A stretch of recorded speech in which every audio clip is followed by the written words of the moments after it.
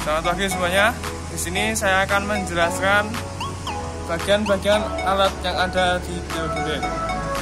Yang pertama, ini merupakan badan teodolit. Yang kedua, ini merupakan pengatur lensa vertikal.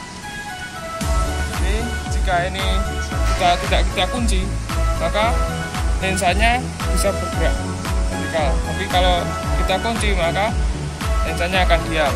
Yang kedua, ada pengatur lensa horizontal. Jika tidak kita kunci, maka teodolit tersebut bisa berputar. Namun apabila kita kunci, maka teodolit akan diam. Terus yang selanjutnya ada lensa okuler. Lensa okuler ini merupakan lensa yang dekat dengan mata.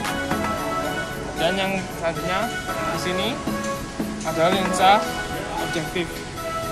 Lensa objektif ini fungsinya untuk menerima bayangan yang dari bendanya. Kemudian selanjutnya ada nivo bulat. Nivo bulat ini fungsinya untuk mengatur teodolit, muka air teodolit tepat horizontal. Yang selanjutnya di sini ada nivo tabung. Nivo tabungnya ada dua. Ini untuk mengatur muka air secara vertikal. Selanjutnya di sini ada pengatur fokus untuk unting-unting. Jadi ketika kita membidik lensa ini, maka kita akan bisa melihat titik bidikan, titik tempat kita membidik teodolit tersebut.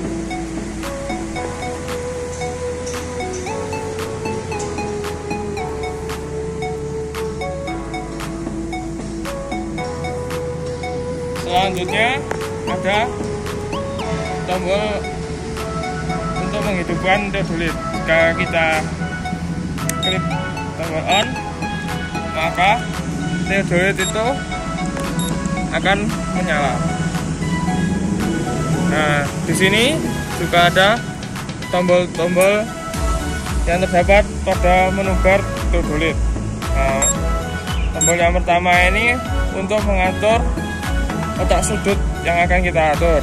Kemudian tombol yang kedua ini fungsinya untuk sebagai cahaya lampu di tampilan layar. Terus tombol selanjutnya ini merupakan tombol untuk mengatur set 0 derajat. Terus tombol selanjutnya ini fungsinya juga sama dengan yang tadi. Nah, di sini di tampilan lensa ini ada sudut vertikal dan juga sudut horizontal. Kemudian selanjutnya ini merupakan tempat dari baterai. Teodolit ini memakai sumber daya yaitu baterai. Jika teodolitnya itu mati, kemungkinan besar baterainya sudah habis, jadi perlu untuk diganti. Ya, di sini saya akan menjelaskan cara penggunaan dari teodolit. Yang pertama, kita memasang dulu perlengkapan dari teodolit, mulai dari memasang tripod, memasang unting-unting, dan juga memasang teodolitnya sendiri. Nah, untuk cara pemasangannya itu sama seperti waktu kita memasang waterpass. Nah, setelah terpasang, kita harus mengset nivo bulat dan nivo tabung sejajar pas di tengah-tengah seperti ini. Kemudian langkah selanjutnya kita mulai mengonkan theodolit. Bisa kita lihat ini sudah on. Nah, setelah itu kita mulai mengatur lensanya. Kita atur lensanya, kita arahkan terlebih dahulu pada 0 derajat. Nah, untuk 0 derajatnya ini kita bisa menggunakan kompas yang ada atau bisa menggunakan kompas digital melalui handphone juga bisa. Setelah sudah pas 0 derajat, kita kunci, kemudian kita set 0 derajat. Nah, setelah kita set 0 derajat, kita klik set 0 pada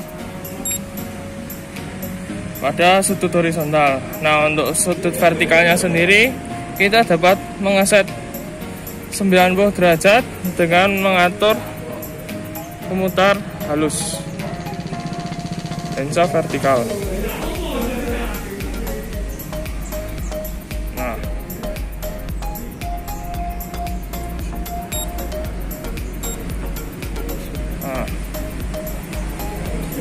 Setelah itu kita mulai untuk membidik area yang akan kita tuju. Kita bisa putar. Semisal kita mau membidik kita yang ada di sebelah barat, nah kita bisa putar theodolit seperti ini. Kemudian ketika kita rasa sudah pas, kita bisa kunci.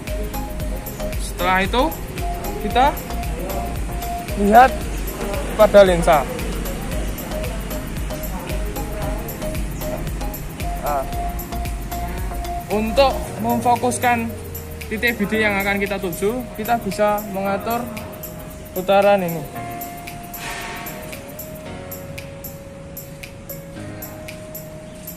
Nah, kita sesuaikan dengan titik bidik yang akan kita tuju. Misalnya ini kurang pas, kita bisa putar penguncinya, kita atur lagi sampai sudah pas ke titik bidik yang kita tuju.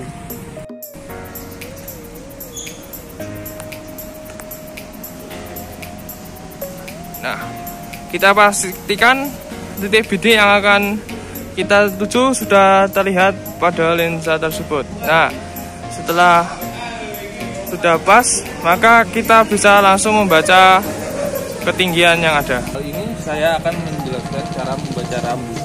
Yang pertama, rambu yang sebelah depan digunakan untuk membaca apabila titik bidik jauh.